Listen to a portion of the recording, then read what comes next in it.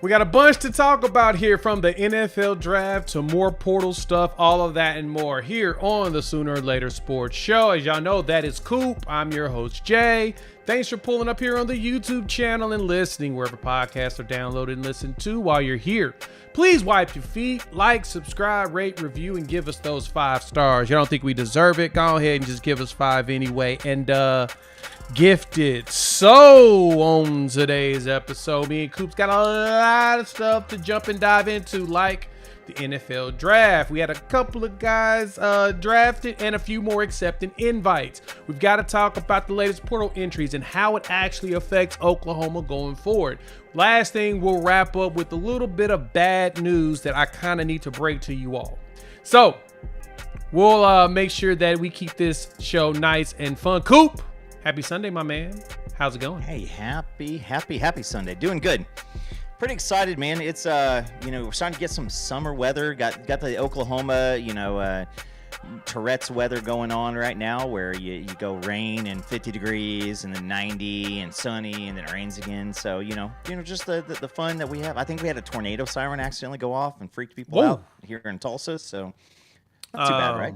That's pretty terrible, and I definitely would not want to be in that circumstance, because anytime I hear them outside of 12 o'clock Central Time on a Saturday, I'm concerned. You don't embrace the full Oklahoman, where like out here in our neighborhood when they start going off and everybody goes outside and sits on the front porch and starts looking around and I embrace that part, but I'm trying to figure out if I need to freak out or not is really why I do it, because there's nothing good about a tornado trying to pull up. So, but no, thank y'all for joining us per the norm. We've got a lot of fun stuff, of course, to talk about. Sooners saw some NFL draft picks. Let's go ahead and open with that. Coop, we had a couple of nice picks come down the line. You got to see Danny Stutzman drafted here. He got picked up in the 4th round, the number 112th pick, to the New Orleans Saints. So I love these backyard football graphics. Yeah. I think they're like the funniest thing in the world, because the game is back. I don't know if most of y'all know that. I played backyard ball like crazy as a kid, and I'm 100% downloaded the baseball into my phone and waiting for football to get here so that I can jump all over it. But Danny to the Saints, start there. I love it, and I hate it. You hate it because they're in your division, the Tampa. Exactly. I got to play against him. Baker gets tackled by Danny Stutzman. That doesn't have a good ring to it. I like this. I thought Danny needed to go to a team where it was going to allow the linebacker to be more of a run stopper, blitzer, not put them in massive coverage, often. And, that's New Orleans Saints. They want to rush the passer. They want to get up field. They want to bring the linebacker on blitzes. So I like it. I mean, I like this for Danny. We at the end of this, we'll kind of have to talk about how there's a lot of Sooners over there in the is that the NFC South? Is that the division? So the NFC South has now a ton of them, and so pretty excited. Congratulations to Danny and the whole family, to Steve and everybody. If you saw the clip on Twitter, Papa Top had himself a little Twitter fame here, because looks like the GM tried to call his dad first, and he was unable to answer the phone. I don't know what was going on, but knowing Steve, he was right there, right next to Danny. So, man, just congratulations to the family. Pretty cool to see this. Yeah, it was really cool to see that this happened for Danny. He got drafted, which is always the plus, and the most important part is that they got drafted. That's what you wanted. You wanted to see your players get drafted and picked up from, other programs. So I'm excited to see that for our boy Danny. And like I said, the Saints, really, really good pickup. Next up, you had our boy Billy Bowman. 4 picks later. 4th round, 118 by the Falcons. And I was listening to Gabe and Teddy talk about this OK Breakdown earlier today. while I was at the gym. And I got to agree with Teddy here. Billy in that Atlanta Falcons jersey, going to look clean. He's going to look dirty. Yeah, dirty bird. And just the way that he runs around. Yeah. That going to be clean. I 100% agree with him on that. But I love seeing that Billy got picked up as well. Good spot. He gets to be with Raheem Morris, former Tampa Bay Buccaneers DB coach and DC, at one point head coach. Unfortunately, he was too young to really capitalize on it, but there's no shade there. Moving to the Falcons, I think it's a really, really good pickup. How you feel about it, Coop? I mean, I agree with you 100%. He's going to look really, really clean in those black uniforms. I think Billy Bowman is going to be a guy who is going to have himself a long career. Knock on wood. Got to keep away from the injury bug. But outside of that, he's going to get out there and give him a chance to make some plays on defense. And I like it too because the Falcons right now, they've got a young team. They're going to just really, give him an opportunity to pick a role. In our defense, Billy was very, very aggressive. Used him in a lot of different ways. So I'm really excited to see how Raheem Morris is going to, put him out there on the field, and we'll see what he can do. And as far as his speed, I think that at Oklahoma, Billy and Danny these two guys are the deserve a lot of credit for what they did with this defense. When these guys started, this defense was not respectable. This defense was not good. It could not be confused with being good. And so I got to see, little Billy. He's moved around quite a bit. As a Sooner.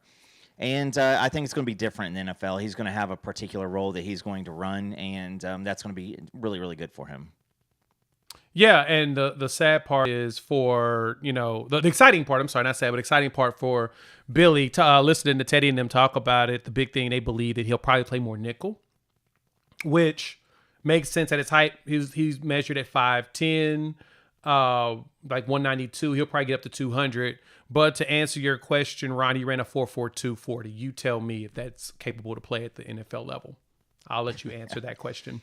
But Billy's going to be pretty good he could be good at the nickel, especially with his ability to shed blocks and get into the backfield to get tackles or even shadow. Like his film from the Senior Bowl was fun. I mean, it wasn't perfect, but he lined up well against tight ends and was knocking down passes and did a good job keeping up with wide receivers. So as long as he maintains the same, aggression that he had at the collegiate level, I think Billy Bowman will see a lot of success. Same thing I see with Danny in that division and conference. Honestly, they're very heavy runners. Philly's a big runner. Atlanta, they ain't got much. They ain't got no quarterback. I put it this way. Their entire division is quarterbackless besides Baker Mayfield. Let's try to figure that out. Saints ain't got no quarterback yet. Atlanta's, they got Penix, but they're still trying to figure that out. Carolina, Bryce Young, the jury's still out. So luckily for Danny, he ain't got to deal with no quarterbacks and no problems besides Baker. Same thing with Billy. So yeah, if you stop the run, you're good. And the good thing is both Billy and Danny are really good at stopping the run. So can't beat that. It is, and we'll see. We'll see what it looks like. I think the jury's still out in Carolina. You gotta think that franchise is always going to have its own tribulations and turmoil. And so it is good. I liked. Is AJ Terrell as the defensive back? He's really good corner for the Falcons. Yeah. So they've got some good coverage options out there, and so Billy, hopefully get a chance to play some true center field. And I was looking at they've got Jordan Fuller at safety and Jesse Bates III.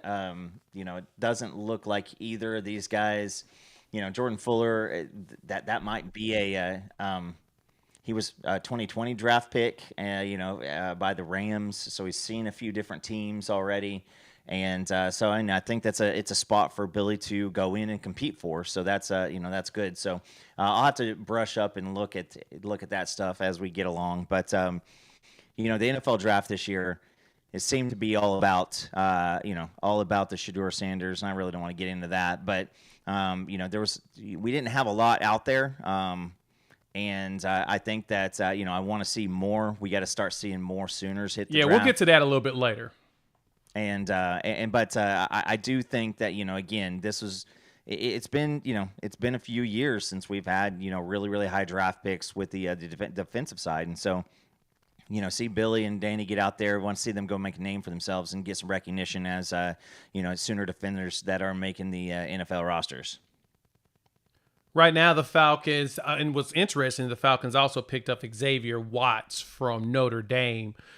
So it makes me think that they see Billy as either playing a strong or, like I said, a nickel, which we all know that Billy is really good at tackling and stuffing the run. So totally here for that. So I'm glad that we got those runs. All right, let's look at some of the other NFL potentials we had in here. So outside of Billy and Danny, you had a lot of invites. And I think that that's a big foundational piece for your team, is when you can get guys signed as undrafted free agents. Of course, first and foremost, you want to always get drafted. That's regardless of what people say, oh, it's probably better to go and, go undrafted and you can kind of pick where you want to go. Nope. Guys that are drafted are usually always placed first in the pecking order when it comes to rotations than undrafted guys. You got to kind of justify the selection you make. So it's better to get drafted, but it's not bad being undrafted because we've seen undrafted players flourish. First off, you had Michael Tarkin. He got picked up, Carolina Panthers. He signed himself a free agent contract. Pretty good. Carolina's already got Andrew Rame as well. And Rame moved up. I think he moved up in the depth chart by the, as the season progressed and he got healthy. So don't think that that's a bad thing for another Sooner to, be out there in Carolina. Right behind him on signatures, you got Dejon Terry's headed to the Rams. A nice big interior body. Ethan Downs, unfortunately, did not work his way into getting drafted, but he did sign with the Jacksonville Jaguars. To me, that's pretty big. And I bet that gives him a really good chance to actually stick. So I'm not sure if Josh Allen is still there. Not the quarterback, but the actual edge. Then you had Trace Ford with the Giants. Think that's a nice little pickup. So, Coop, what you think about those four actually getting signatures as undrafted free agents? I like Tarquin. Tarquin was a really good corner piece for the offensive line this year. I think he was probably the most consistent guy just throughout the whole year. He battled some injuries, and so get in there, make football everything, your life, your focus. Get in there and do that. Dejon Terry. I really like this because when you're a defensive line guy and you go into the Rams, he can go. Aaron Donald is an obvious, freak of nature. And so if you're Dejon Terry, I would buddy up as quick as possible to some of those veterans and start learn that work ethic. I've seen, even just past couple of days, seen Aaron Donald there in the weight room, becoming a bigger superhero than he already is. So, not too bad. Ethan going to Jacksonville. I mean, I hate the franchise just altogether. But there's some excitement. There's going to be some eyeballs on there with Travis Hunter being picked up with the number 2 pick. They traded up to get him, and so I think that's going to be good. Hopefully we can see Trevor Lawrence bounce back. He's got some extra weapons, and he's got some more. He's got a lot to prove, and so the Jacksonville Jaguars are going to be a team who there's not a lot of expectations. Hopefully they put their head down and just kind of get to work. We'll probably see Ethan playing in some preseason games. Jacksonville's always good for a game in Beijing or Canada or Zimbabwe or wherever they end up playing the NFL games overseas. Jacksonville's usually one of the candidates to go do that, and so he'll get some full real NFL experience. Wondering if Ethan's going to be able to maybe slide in and take a special team spot.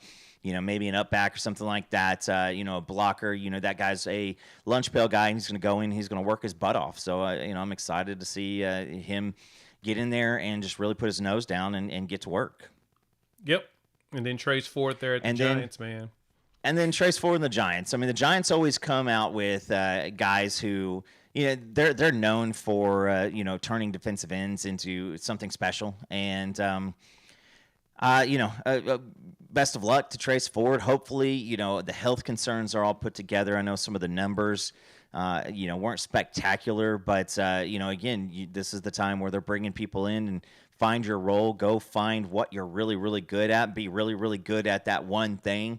And, when you're the super late, 7th round draft picks and these free agent signings, you just need to go in there and find out where you can stick. If it is him needing to do, be a practice squad guy or being a special teams guy, go do it. But, again, you give him an opportunity. That's all you need is, you're part of a very, very, very small percentage of football players that actually make it to the league. And so you go in and you get some really some special moments in the preseason, and hopefully, you either find yourself signed to the team or you put on a show and somebody else can come pick you up.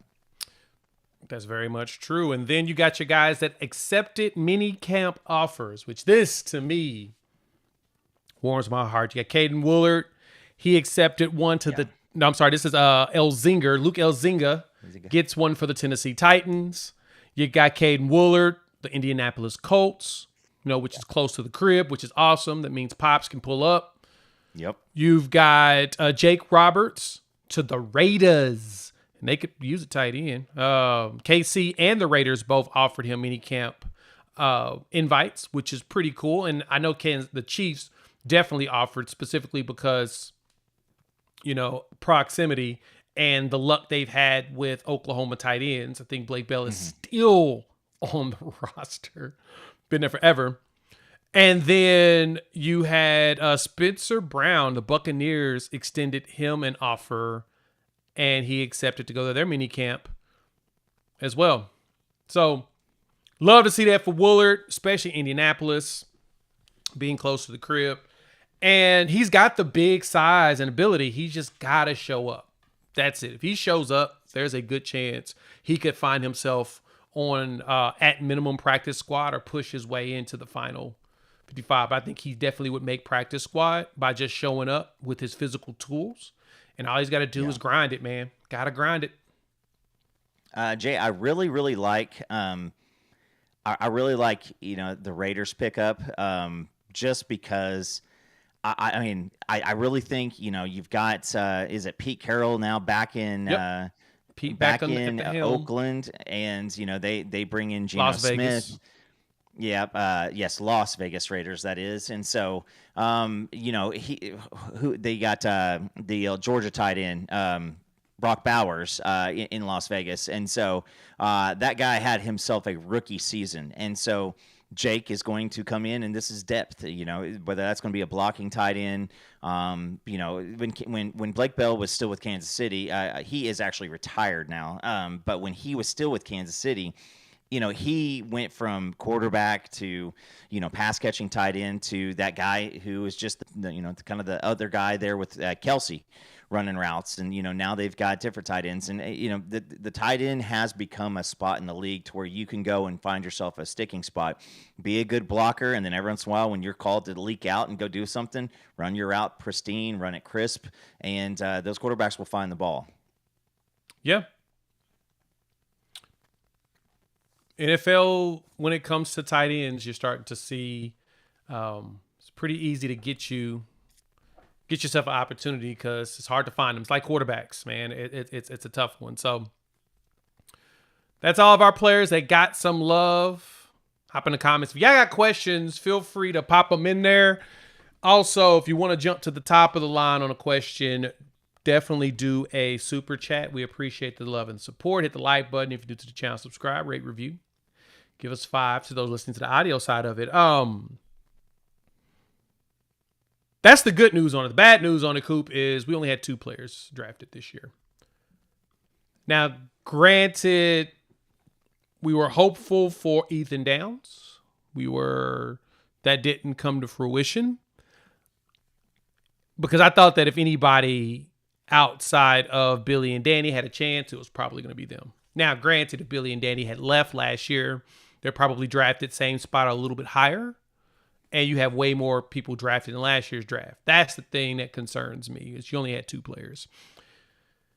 I'll have another video coming out this week just talking more in details on that. But this was a very interesting drop by, let me see, by Chris Lowe. In regards to this, he dropped this on the X-Bird, of course. And this is what he has. Last 4 NFL drafts, SEC. Rounds 1 through 3. Oklahoma's right there. 6 players drafted in the first 3 rounds in the last 4 NFL drafts. Texas had 13. We're right there tied with Florida, with Arkansas, Missouri, Auburn, Mississippi State, and Vanderbilt underneath us. This right here is what Oklahoma needs to fix.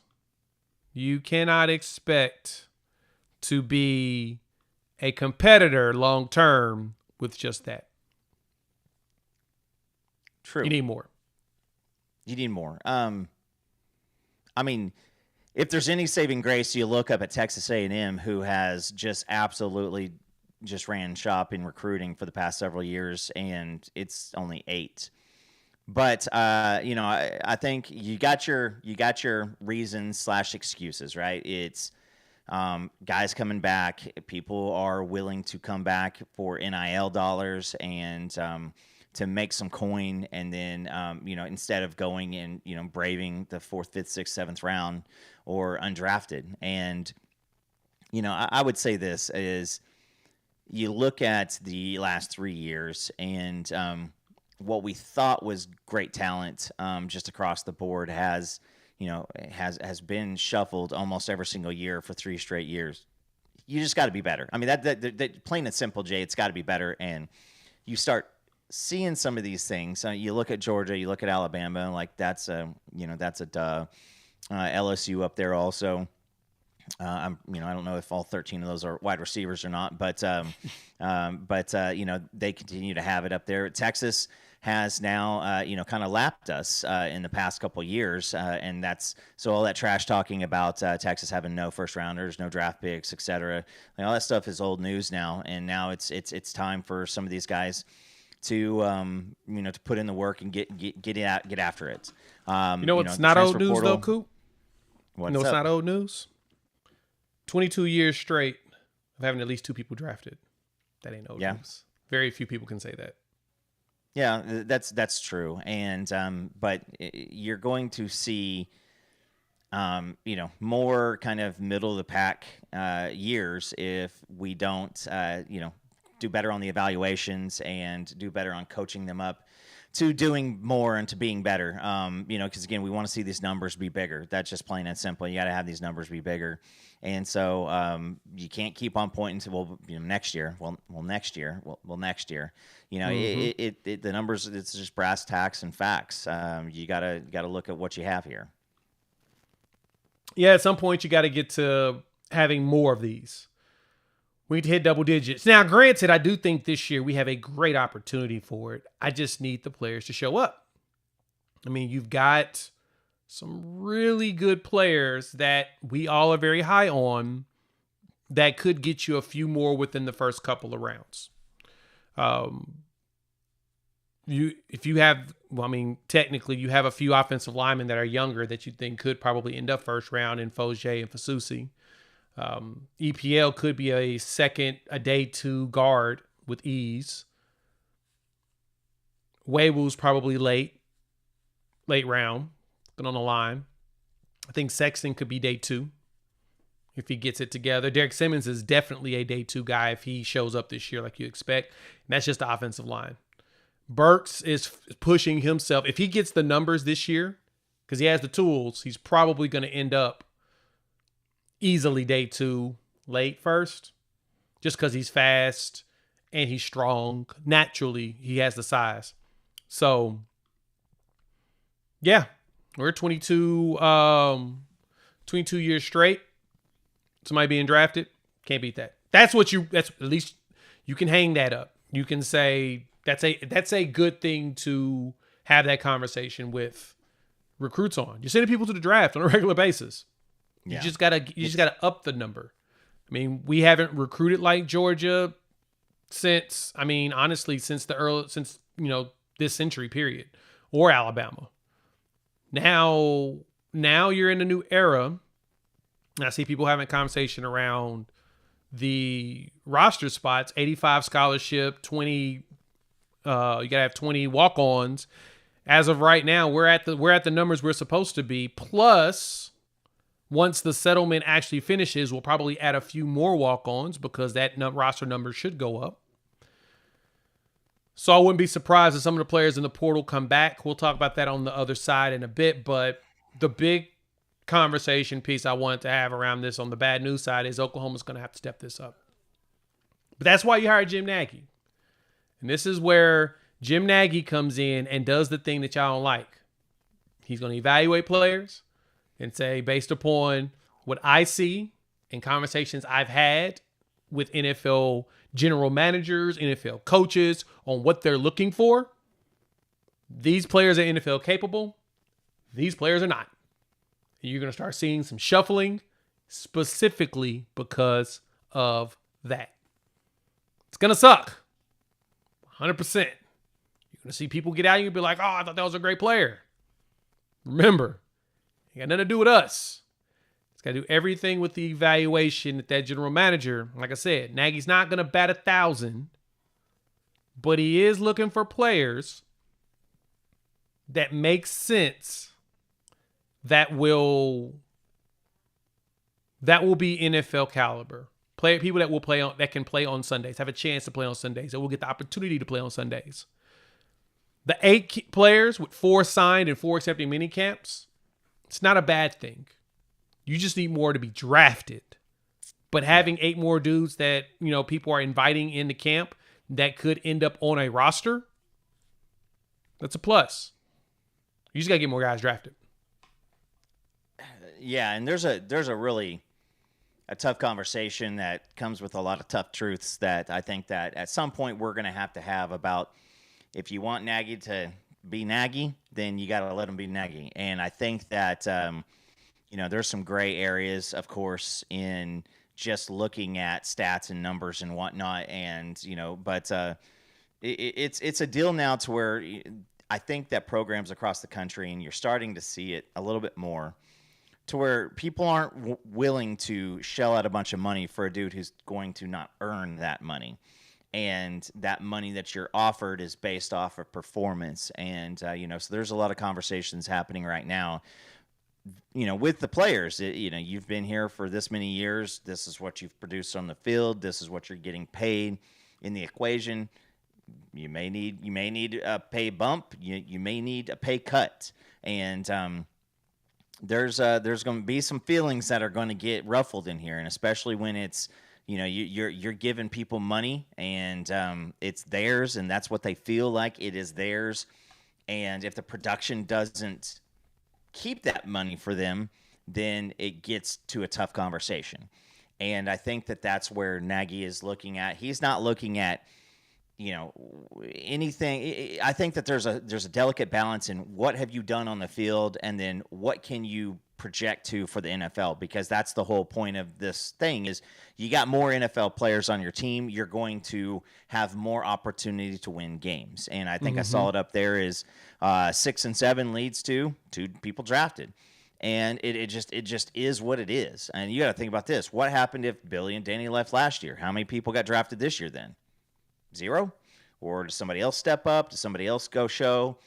You don't know. But it does have to be better. It does have to be better, and that's on everybody. It's on the players. It's on the coaching staff.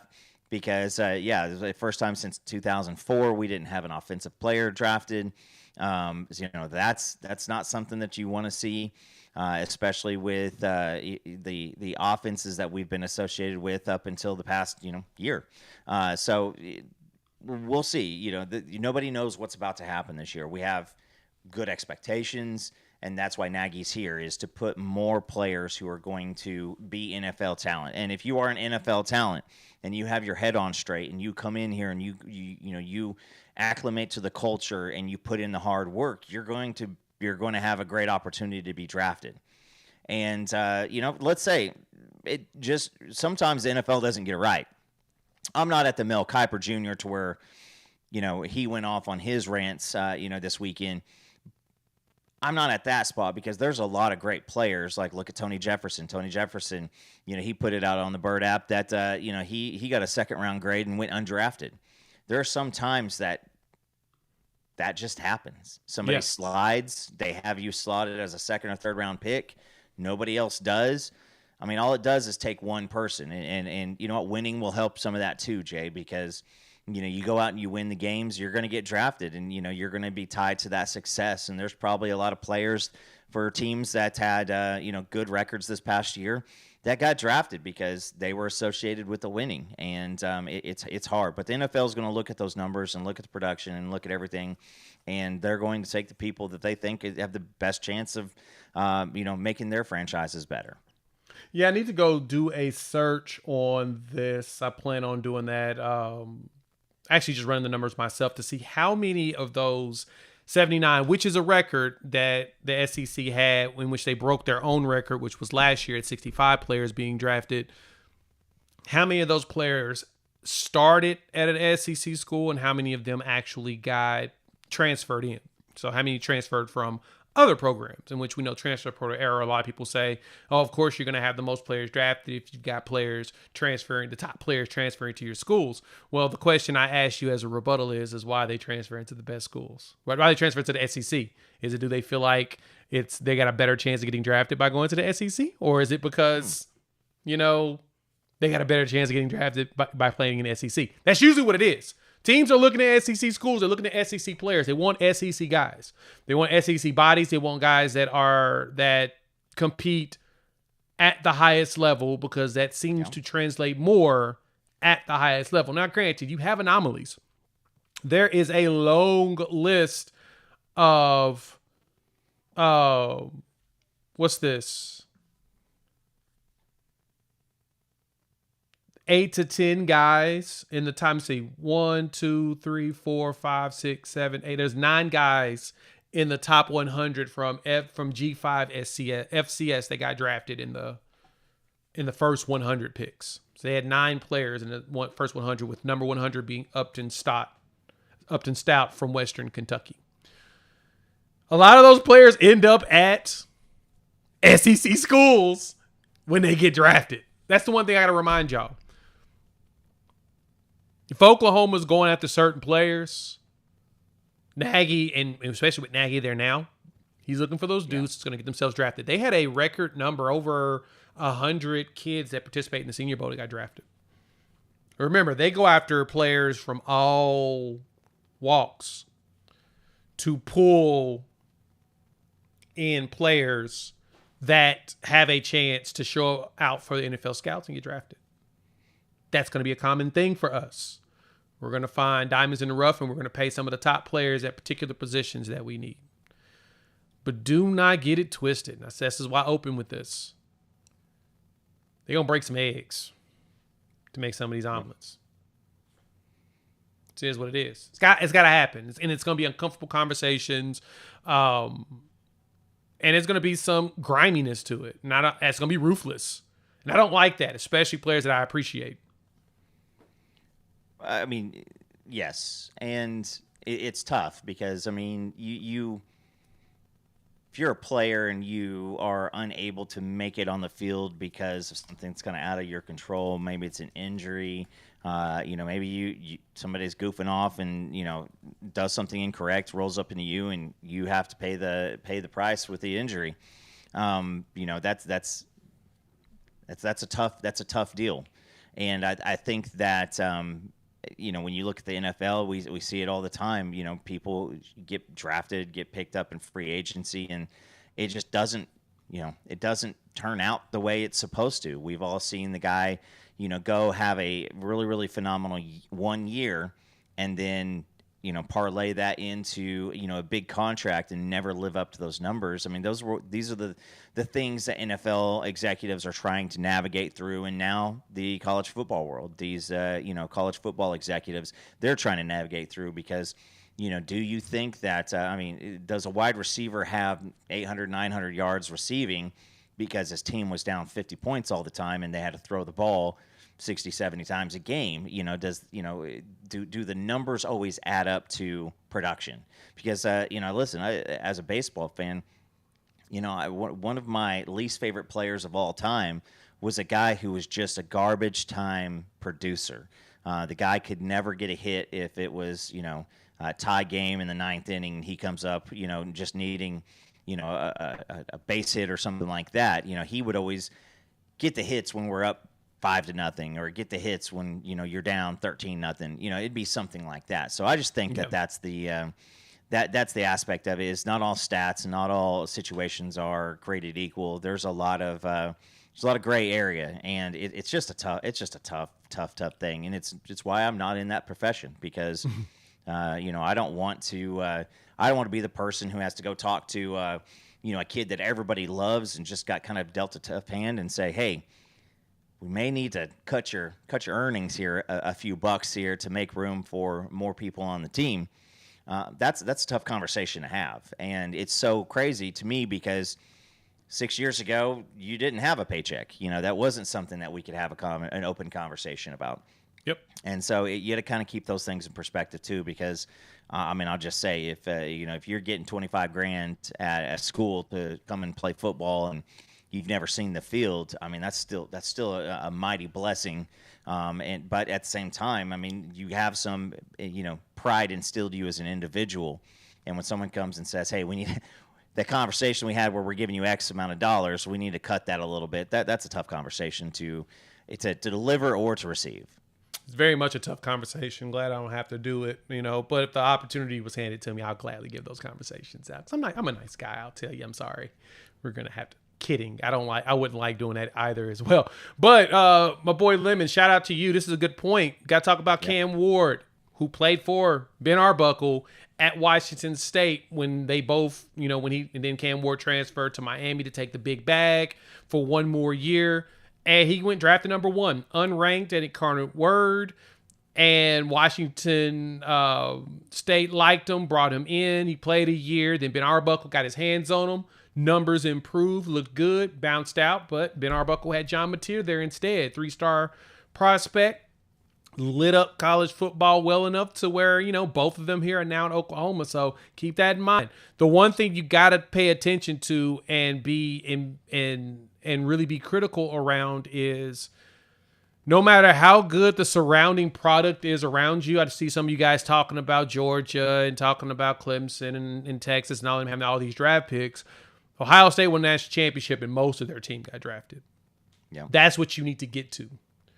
If you need to either get to that or similar to Notre Dame, where you have a good amount of players drafted, but you have the talent around you that gets you past all these other teams. That's what's most important. Now, there are moments where teams can go in and do a lot and get to a national championship without having the entire team drafted. It's a rarity, because Michigan did the same, but that's what you want to get to. You want to get to that point. Cam Ward being an Arbuckle prodigy is huge. All right. Thank y'all for pulling up. Hit the like button. New to the channel, subscribe, rate, review, give us 5. We need to go ahead and give a shout out to the women's softball. Swept Texas.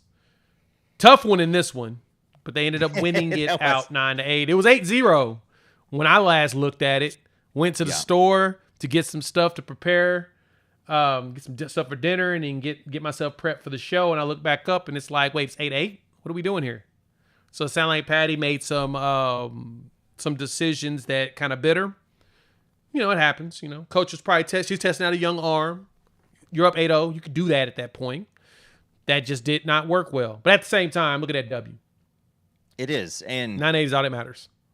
Hey, guys, I will say this. It is, as a former pitcher, you're cruising. All you want to do is just finish out the game and just keep it going. You get a person off of there. You get slated into a rhythm, and I see it all the time in watching Major League Baseball, to where you got a guy and you pull him, you put somebody else in, and everybody feels like the game's pretty much wrapped up. And it takes some guts to do what those girls did. Go up 8-0, feel like it's cruising, and then be faced with all of that pressure and just turn back around and close it out. So, man, I tell you what, I forget the girls. Maybe it was Atwood or Stewart. Maybe it's Stewart, but she hit a 275 foot foul ball with a runner on, which would have been the go-ahead run. And at that point, I thought, man, we might have to bat this inning.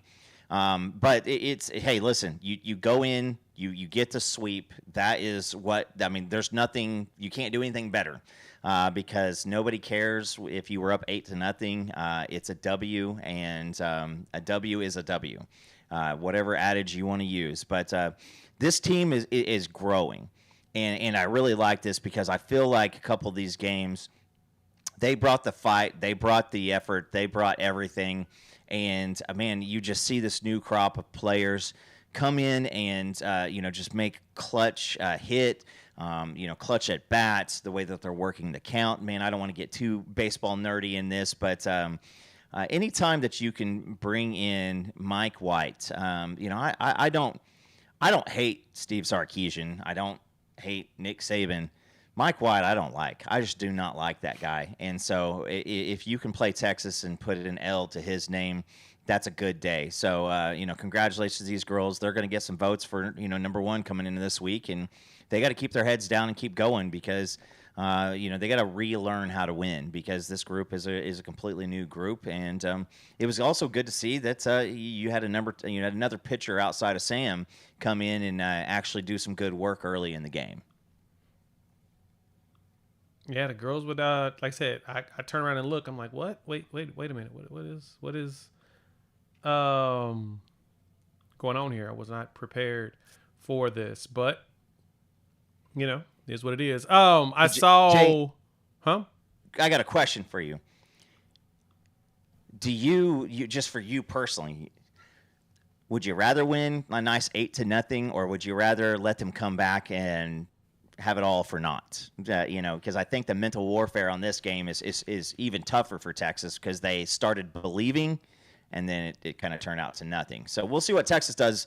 They've got another tough series. Every single weekend is a tough series in this conference. And what is it? Man, is it like 8 or 9 girls teams that are ranked in the top 25? I mean, this is a tough conference this year.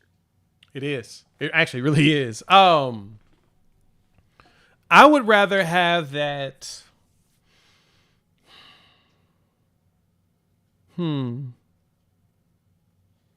As a pitcher, 8-0 stats. You want the stats. 8-0 will be a lot better, but at the same time, the adversity is going to help them heading into the playoffs. So I'll give them that. So yeah. Yeah. Well, yeah, it's that's what I'll go with.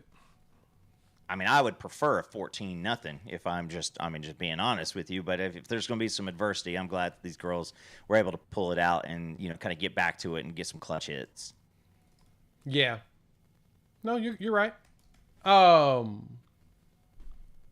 I'm just glad that they closed it out. But I want to kind of address one statement that was made in here by our favorite Sooner Cowboy, the one that thinks the team is going to fall apart all the time.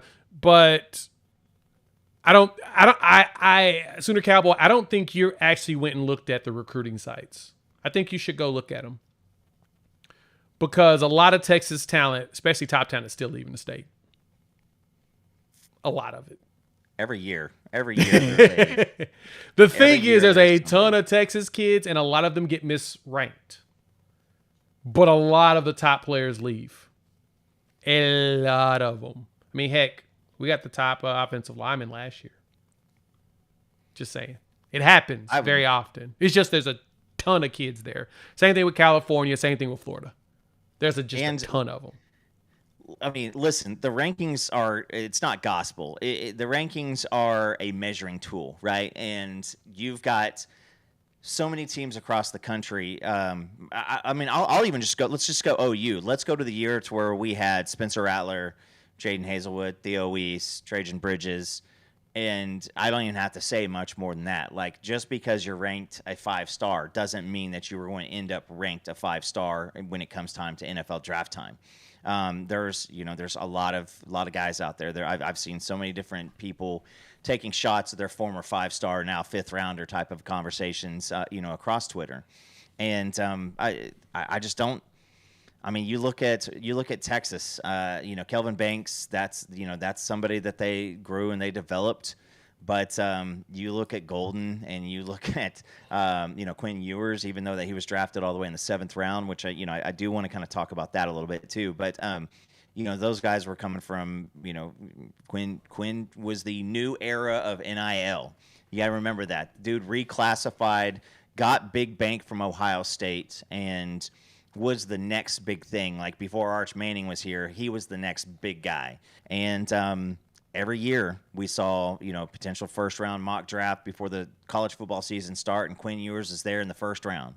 I saved it for a couple years in my email box just to call someone out, and I think that Texas fans have pretty much, kind of, it is what it is at this point. Yeah. But I will say the rankings they are not the way, they are a way. And it's still it's still the responsibility of the coaches to make sure that they're a culture fit, make sure that hard work is there, make sure that the desire to get better. You look at Cam Ward. I mean, how many videos? I'm not the only one who watched videos of Cam Ward walking around, talking to Shedeur Sanders, and he says, Shedeur says something to him, and Cam Ward just is adamant. I'm a football player. I'm a football player. Say, hey, let's do a rap video together. No, I'm a football player. I want to be known as a football player. Like, that attitude is why Cam Ward went as number 1. And I promise you, if the guy doesn't end up in the Hall of Fame, people are still going to be really, really excited about Cam Ward, because he's going to be a guy who just wants. He reminds me of Jalen Hurts. I'm here for football. That's what I'm here for. Like, I don't want any of this other nonsense. Like, I'm here to play football, and that's a quarterback that I would want on my team. But dude was a 0-star, and though not all 0 stars end up number 1 picks, it's much more reliable than some of the 5-stars, because you can go back and look, and every single year there's 3 or 4 of those guys who are can't miss prospects. What does Ketch call it? A super duper 5-star, super plus blue chip, and doesn't turn out to be. I don't quote that guy, so I have no clue what he says. So unfortunately, I would not know what you're talking about. But yeah, it is. The thing to point out is that since 2020, Texas hasn't gotten the top player in their state. But this is what Texas has done right, and I have to unfortunately give them props. They do a really good job of evaluating. That's the bottom players as they're working their way up. So they're finding a lot of diamonds in the rough while also getting studs that stick out. They're doing a lot of everything, and that, to me, we need to do better at. We found some diamonds in the rough. Danny Stutzman, honestly, is kind of one. And that shout out to the old regime for finding him. Billy was one of your top players. He was a, top player in Texas, and he, ended up getting himself drafted. And that's kind of his, you're right, Benji. 4247, Colin Simmons was the top player in the state. Wait, was he the top player in the state that year? I don't know. I don't know if he was the top player that year. I think that was Keelan Russell. I think Keelan Russell was the top player that year. Actually. No, Keelan Russell was the next year. Let me verify real quick. But Texas picked up a lot of. This is a 2024 class.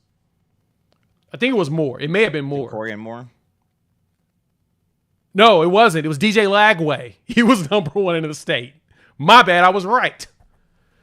Lagway was number 1 out of Willis, Texas. He went to Florida. Colin was the 5th in state behind Micah Hudson, Terry Bussey. God, Terry Bussey. I wish I would have had Terry Bussey. Justin Williams, who ended up at Georgia, and then DJ Lagway was number 1. So, yeah, 24. In the 24 class, Colin Simmons was the 5th best. And then right behind him was Taylor Tatum, which was number 6. Ended up at Oklahoma. That is what it is. So I was right. I was thinking, I know Colin Simmons was best in his position. Yes. He was definitely the number 1 edge. I think he's the number 1 edge in the country, just in general. Actually, he was rated 4th in his position by 247, but whatever. Colin Simmons is good. Decorum Moore, yeah.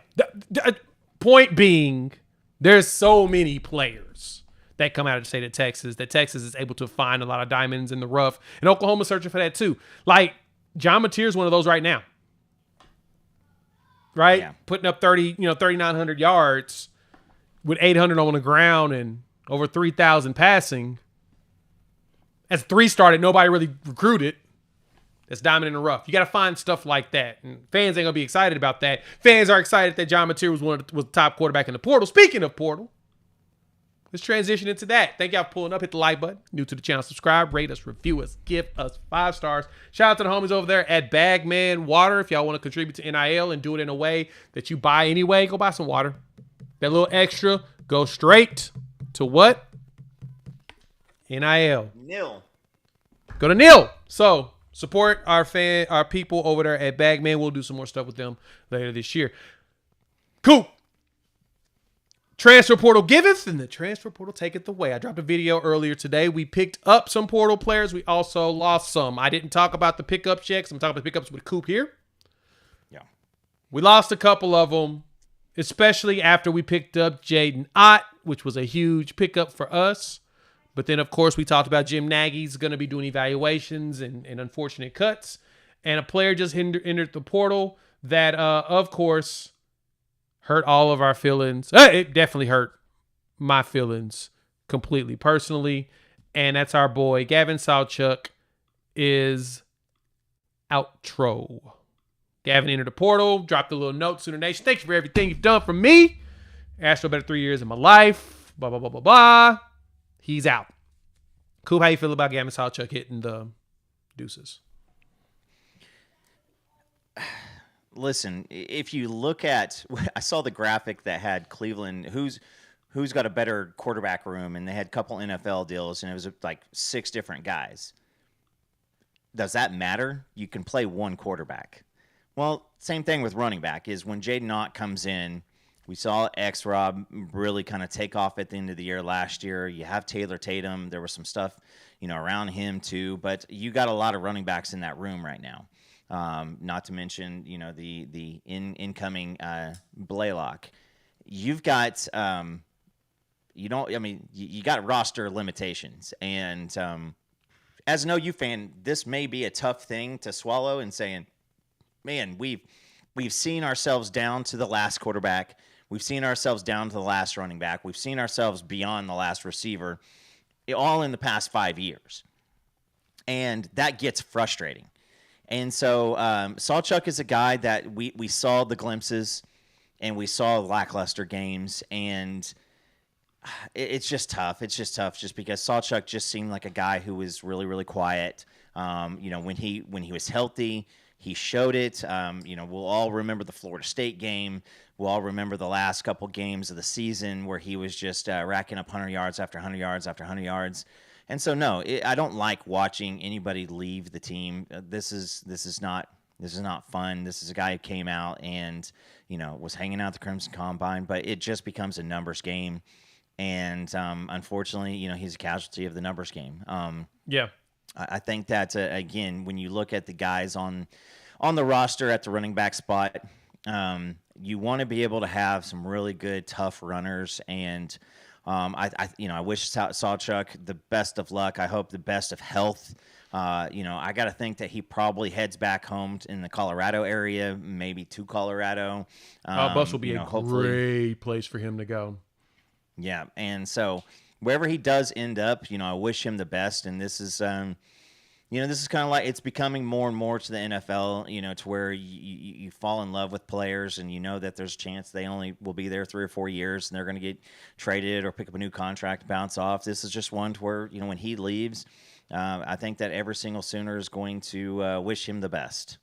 Yeah, he was one that, we thoroughly enjoyed around here as a back and just as a person. He did some big stuff charity-wise around. And so you want to thank him for being here. He was good. He's just healthy. Health was always the issue. Unfortunately, freshman year, he didn't play much, but he showed out for the state. He dealt with injury problems in 23, but then came back healthy enough to give us 5 straight games with 100 yards rushing, which is what you were looking for. Then, from there, this past season, he was not healthy. That's where you were dealing with a lot. He just couldn't get healthy at all. And so it is unfortunate. I liked what we got out of Sawchuk, and I was hoping we'd get a lot more. But now you've got Jay Knott, you've got Xavier Robinson. You got a lot going for you. Yeah.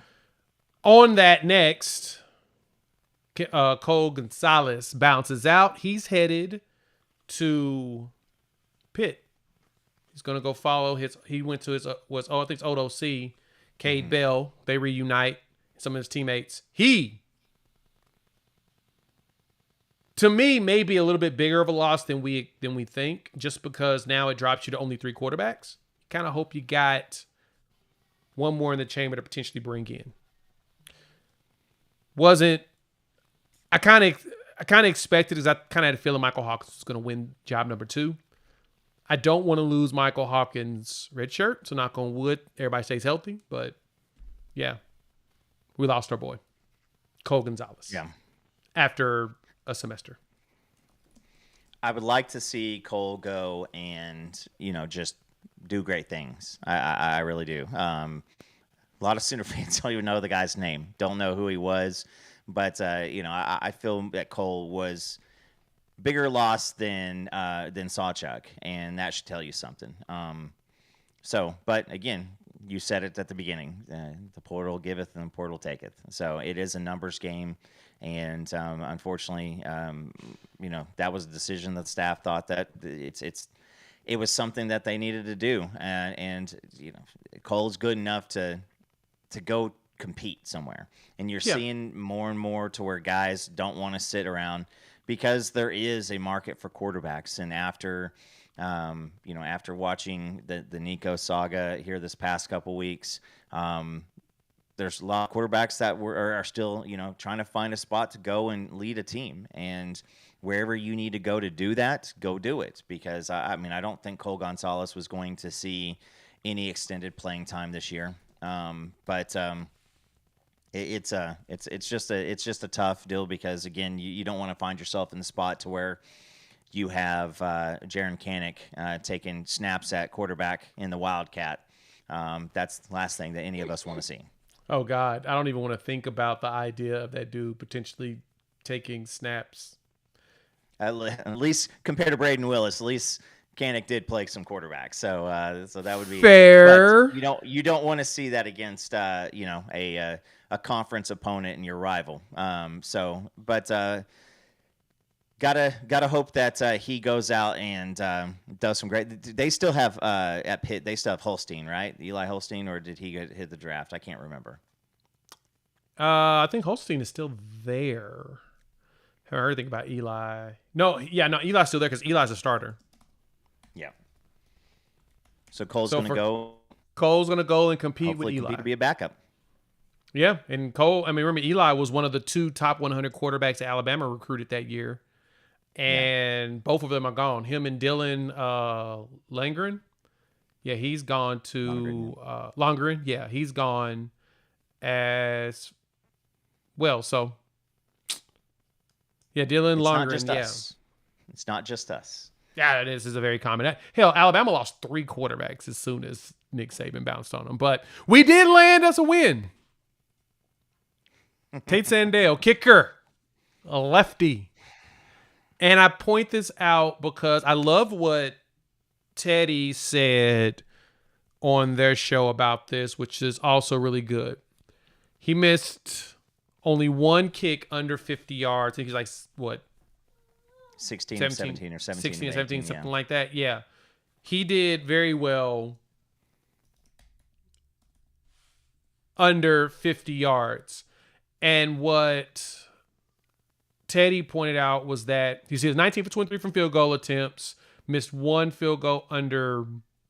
Yeah, I'm trying to see if I can find the exact number that he missed. Oh yeah, he made a 4 for 4 from 20 to 29, 6 for 6, 30 to 39, 7 for 8 from 40 to 49, and 2 for 5 from 50 plus. And this is what Teddy said. Teddy Lehman basically said that when you look at the back half of that schedule from Texas on, a lot of dogfights. Good chance you're going to need to make some field goals. You're going to need to make some closer ones probably. And that is where he comes into play.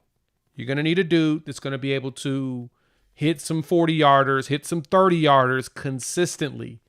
And he was 19 for 23 from field goals, and he made a 54-yarder. That, my friends, is why you go after a dude like this. That's why you go after a kicker that is proven. It's nothing against our young pups at kicker, but you need somebody proven until until the young pups are ready. But he made that 54-yarder for UTSA. It doesn't matter what school you play for. If you're kicking 54-yarders and making them on the field, because all the fields, FCS up to the P4 and the P2 basically are the same size. You making those, that's a good thing. Well, Jay, did Brent Venables learn from year one with all the close losses? Yep. Did even year two? We have done a massive disservice to the fan base just in the complete, dismissal of special teams. And if you hear Doug Deacon coming in, and you thought special teams were going to be something more, but I mean, were they basically a net zero? That's an aspect of the game that you can win in. You look across the NFL. You look at, what did Frank Beamer was known as the special teams guru. How many games did Virginia Tech win? During the late '90s and early 2000s. With Frank Beamer, running that special teams, whether it was a punt return, whether it was a kick return, whether it was a blocked field goal, whether it was a field goal, we just want to be able to see. I think it'd be really, really, exciting to have excitement around a punt, to have excitement when we return a kick, to have excitement when the kicker runs out there and have some confidence, because. At this point, unfortunately, since the burrito, when the kicker trotted out there, every single one of us clinched up pretty tight and just was like, I don't know what's about to happen. And, again, there's going to be some pressure when you have a kicker going out there for a game-winning field goal or whatnot. But how confident in the past couple of years, if we were lining up a game-winning field goal or field goal at the end of the half, that you felt like, all right, there's three. Let's just mark it three. It's been a while, so I'm pretty excited about Tate, and it seems like he was somebody that the staff was really, really excited about. Yeah, you need a good leg for those, like we said, those moments where the game is on the line and you got to make it. Oklahoma also got another pickup. Coop picked up a big man. Ricky Lolohea. Didn't get your thoughts on Lolohea. But 6'3", 303 pounds was the last thing he showed at Utah State. Nate Drelling was the former DC there, so of course he knows him. Yep. But you picked yourself up another big boy for the middle. That adds another 300-plus pounder in the middle to the roster. And that's what you're gonna that now. Is Ricky going to see meaningful snaps this year? I don't think so. Now that is up to him. That is up to Ricky. Ricky, go out there, get yourself. But I don't think that this staff went after him, because it just was, hey, Nate, we want to go ahead and pick up one of you guys from your old team and, just do you a solid. That obviously wasn't the reason. It was, hey, this is an asset that I think that we could turn into something good. And you bring in a 300-plus pounder who has the eye of one of your defensive coaches, and you put him under Todd Bates. I mean, what's the worst that could happen? At least he's got the body weight and the size right now. You don't have to work on that. So now it's strength, because the strength program is going to be a little bit different, here versus Utah State or even Oklahoma State. And this is a guy that is going to be a little bit of a project, but even in its raw form, I mean, it's a 300-plus pounder in the middle. Yep. And you get that poly pipeline, another big individual who is going to be in here and bring the pageantry. And so I'm excited about Ricky. That's one of my favorite ones, and I think he could turn out to do some really, really neat things. Yeah. We needed some additional bodies in the middle. Yeah, I agree. He's a development guy probably. If he gets himself up to 320 by season, 330, and he's still able to move well with the development of a Ty Bates, there's a chance you put him out there on goal line. You put him out there on places where you need a big body in the way and use his strength and his size to be in the way at 6'3", which is a nice size for that. There's a lot of moments you need big body guys. Just size. Yeah, sometimes you just need size. I mean, look at what Tampa Bay just recently did. So you have Vita Vea, who's probably one of the most athletic 345-pound dudes I've ever seen in my life. Yeah. You add him to the Florida defensive tackle, Watson, that they just added, 460 pounds. I don't know if the Eagles are going to run that tush push on them. Now, Tampa stopped them last year. I don't think you're going to try to push that against those dudes again. You going to be able to do that against folk, but 800 pounds of man right in the middle? No, not so much. That's where that value comes in when you're going to get teams like that. And remember, in the SEC, they do a lot of running. Yeah. Most teams do, because the passing game is a struggle. It's tough. Hopefully, we're one of the dynamic passing games that can cook these defenses. But a lot of them don't have to play as much passing defense because they throw the ball. They run the ball a lot more down your throat. They just beat you with physicality. We did that against Bama. We just beat them with physicality. And I'm hoping Oklahoma can transition into that. All right. Thank y'all for pulling up. Hit the like button. New to the channel, subscribe, rate, review, give us 5. Modern day caveman, this is funny, but I think people putting too much stock into Cannon. Remember, he was destined to be Stutzman's replacement. Remember, this is his first time ever playing linebacker. Yeah. I mean, he played offense that's obviously done his entire career in high school. And he wanted to transition to linebacker because he has the physical tools. Speed, the power, the willingness to hit. He's just not. He just couldn't figure it out. OU Revenge Tour, I'm assuming you're very behind.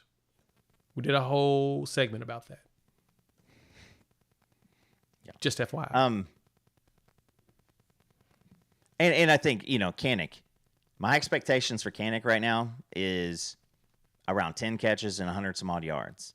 If he does something more than that, then you've squeezed and got more juice out of that than I think a lot of us are expecting.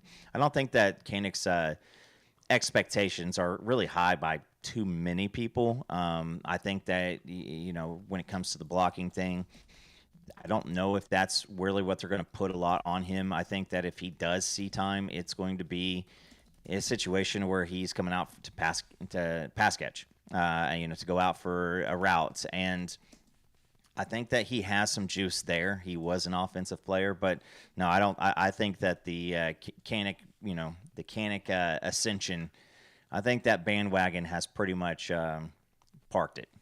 So I don't think that there's very many people who have massive expectations for Kanik this year. Anything he can give you is just icing. Yeah.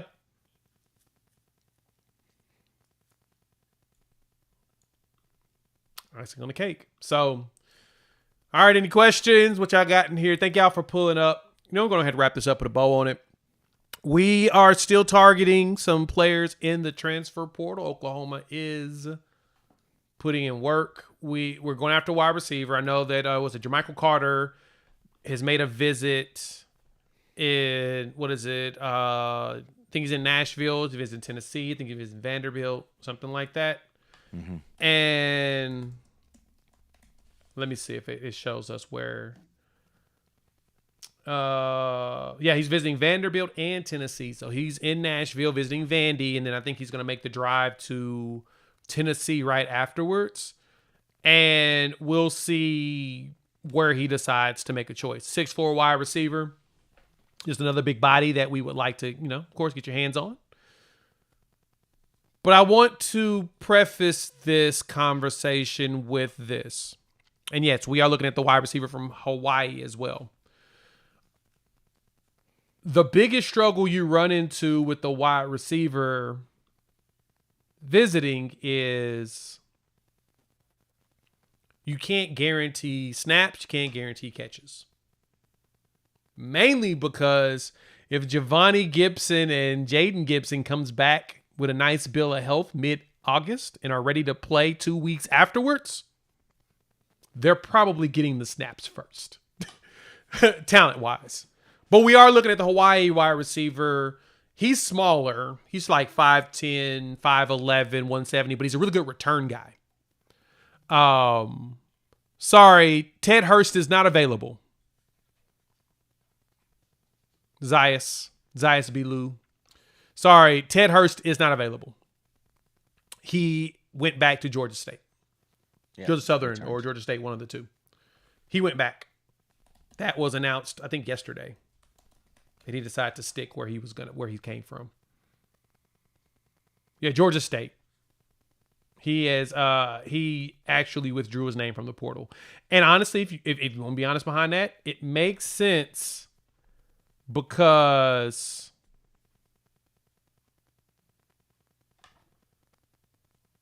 he's so late in the game. It's a good chance that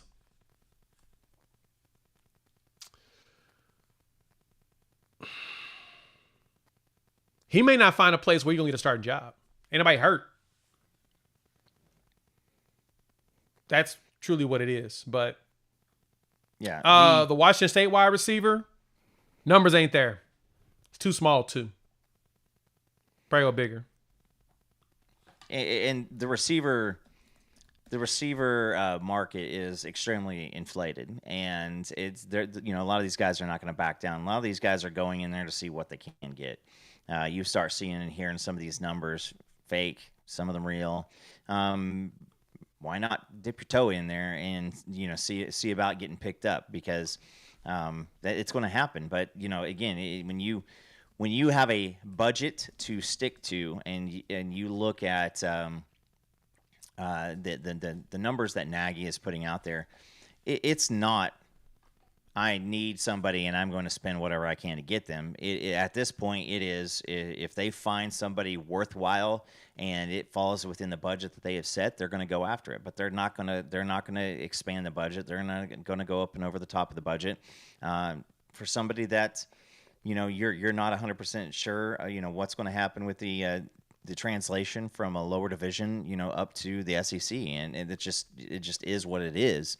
And there's a lot of these guys that are going out there and they're getting overpaid, and they're going to be a lot of those guys getting overpaid who are going to be right back into the transfer portal next year too. Yep. So, if you want to praise Nagy out of one side of the mouth and then yell at him for not getting one of these wide receivers, a lot of these cats are asking for a lot more money than I think many people are wanting to put in it. And I don't think that OU is in a spot where it's desperate. I think that I guess the hope and the feeling of what you're going to get with the Gibsons, there's too much hope there to throw more money and then just have a situation where you have a guy that you just dropped $400,000 on and is maybe playing 10 snaps a game. You can't have that. I wouldn't mind getting an additional receiver that gives you a good return game. Yeah, 100%. I also wouldn't mind another receiver that's just a big body. But keep in mind the biggest problem that we run into in recruiting some of these players, and put it this way, the big fish that Oklahoma wanted out of the transfer portal they got. You got John Mateer. You got Jaden Ott. Two of the best that were in the portal. Why did you get them? There's a very good chance they're your starters. Yeah. You got Giovanni Gibson, who we're finding out is that dude. Keontae Lewis, who's a solid addition. Deion Burks, who you got last year. You added in Isaiah Sategna, who I'm hearing very good things about. Very good. Those players were added. Why? Because they got an opportunity to play now. Yeah. This is where you run into problems later down the line, unless you find like a massive stud that you're like, hey, we're probably going to start you. The struggle is the further you get into this, the less players you're going to run into that are truly starting caliber. Now, somebody's going to get a pretty good one with Gavin Sawchuk. I think if he goes to Colorado, he may end up being their top back. That's what you're going to get. Colorado, Utah, Arizona State. I heard Arizona State's somewhat of a, they Scadaboo just got drafted, and he was the heart and soul of. Now, listen, Gavin Sawchuk is not Cam Scadaboo. They are not anywhere near the same player. Cam Scadaboo is a guy that whether it's running back or whether it's laying bricks, that guy is going to go out and he is going to get mucked up and he's going to get dirty and he is going to. That is a guy that I wish Denver would have drafted. I would have loved to see Cam Scadaboo, and I'm going to watch him very, very intently. But yeah, I agree with you, Jay. Is at this point. You gotta if you're still kind of circulating out there and you're looking for starter money, but you're not slated as a starter guy, then yeah, you're not going to get what people have gotten in the past couple weeks. And so I would say this: I bet there's maybe one or two other situations where we have players in or out, but outside of that, the portal closed on Friday, and I think OU has 48 hours to put the paperwork in. So I'd venture to say that the exits are pretty much set at this point, unless somebody has papers and hasn't said anything. But I haven't heard any of that, so I think that as far as like people leaving, you got that 105 number, you got to get there, and you can't be wheeling and dealing and sending people out late. I think it's pretty much done. So I think we're transfer portals probably. I'll go with by this time next week. I think that we pretty much have everything wrapped up. Yeah, I'd say even the ones incoming, right? Yeah, and you even saw Phil Steele. Phil Steele now has 34 days to get all of his coaches' interviews for the magazine, and so he wrapped that up. But he's moving forward because he thinks, all the pieces that are going to legitimately make a difference. Change the number of wins and losses. I think those are pretty much done at this point. Yeah. The ones that are going to change the game for you, they're kind of done. So, yeah. We got 35 days left until Phil Steele drops the Bible, and I'll be reading the heck out of it, building my own rosters and understanding who's going to be where. Cannot wait to get my hands on that preview from Phil Steele. All right. Thank y'all once again for pulling up for the live. Hit the like button. Subscribe if you haven't. Rate, review. Give us 5. Share with a friend. Why? Because sharing is caring. Check out our friends over there at Bagman Water. They're making that NIL thing big for us. They're trying. They've got only so long before NIL is done. We will be back next Sunday per the norm. And we'll talk about something in the week because we're done. No more practices. Hey, Chuck had a good question. How does it work during the summer? How can they build the relationship with the QB and wide receivers that really need to be developed? The quarterback pulls them out and they go work out together. That is literally what typically happens is material's going to be in town. The wide receivers are going to be in town together. And they're all just going to go work out. That was what Dylan Gabriel used to do. He used to go pick up people. They go to like a remote spot, work on routes. And yeah, you saw the chemistry built. Supposedly, Mateer has done something similar with some players. I know he did that with Giovanni and Deion Burks. I expect him to do that with Kearney and the others and make it happen. So, yes, it is very legal for a quarterback to hang out with his friends that are the wide receivers on the team. There's no rule against that. Organized practices are illegal. But if the wide receiver and all his people come together and kick it and hang out by the lake, but then go run routes, Who's going to stop them? You going to tell me I can't hang with my friends? You're going to tell me that I'm not allowed to talk to my friends? Yeah, they can't stop them. That's the good thing. It's material will get them. They'll probably go golfing. They'll probably do some frisbee golf or disc golf or whatever it's called, the legal name of it. I need to go do that. I actually come to Tulsa and do that. I have a friend that does that. That works. I do that. I need to go. Yeah, you do it too. I need to go do it. Let's go do some disc golfing. Yeah. Let's go make that happen. We make that happen on a Friday. But all right, we're out. We will chop it up with each and every one of y'all next week. Have a great Sunday evening. Drink some water. Peace.